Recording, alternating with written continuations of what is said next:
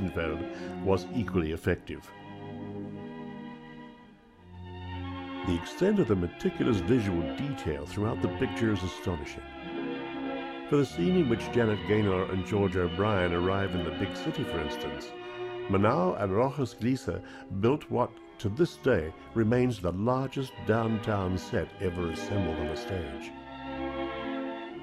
It employed deliberate forced perspective to emphasize not only size, but also the alienation, both physical and psychological, the couple feel in their new surroundings. It is said that Murnau employed children and midgets as extras. They appear in what looks to be the far distance, further emphasizing the false perspective. One of the most innovative and impressive camera stunts ever achieved occurs during the sequence in which O'Brien walks through the desolate, marshy swamp to his rendezvous with the woman from the city, Margaret Livingston. In one long, continuous take, Murnau's tracking camera follows him for a distance, but then becomes subjective, showing us what he sees. It takes us to the shadowy, muddy clearing where the vamp awaits him, powdering her nose. They then embrace with a passion that has seldom been equaled in the history of cinema for its sheer lust. To film this trek, Murnau built a track on the ceiling of his set and suspended the camera on a dolly from it. Murnau's style in Sunrise, which utilizes virtually every technical device available to the silent filmmaker, makes one wonder just how far film art has advanced since 1927. The notion that most silent films represent some kind of apprentice period for the sound era is so utterly dispelled by the dazzling cinematography in Sunrise as to make the very concept of progress in motion picture art meaningless.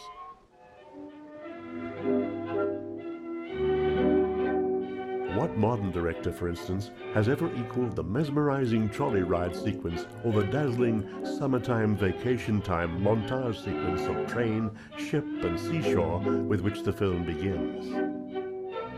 Who could have made a psychologically plausible picture about a man who decides to murder his wife and run away with a vamp, but who changes his mind, is forgiven by his wife, and is so transformed by remorse that he undergoes what amounts to a religious conversion? Some critics, of course, have misread the subtleties of the film's plot. Film historian Louis Jacobs wrote in his 1939 The Rise of the American Film that the first half was characteristically Murnau. This half had a lyrical quality and was removed from the real world. The second half, obviously suffering from Hollywood interference, was realistic. The lyricism was dissipated by comic relief, and the universality was destroyed by melodrama.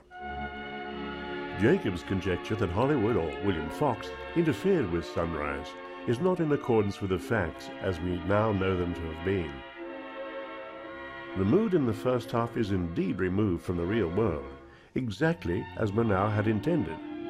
O'Brien was a man obsessed, moving with nightmares and apparitions. Murnau made him act with his back and shoulders, heavy, hulking, stylized, slouched, distorted, thoroughly expressionistic, complete with 20-pound lead weights in his shoes. One perceptive reviewer actually called O'Brien Golem's little boy. Finally, unable to go through with the city woman's murderous plans, the spell is broken. The phantoms dissolve, and the reconciliation of the second half is therefore realistic.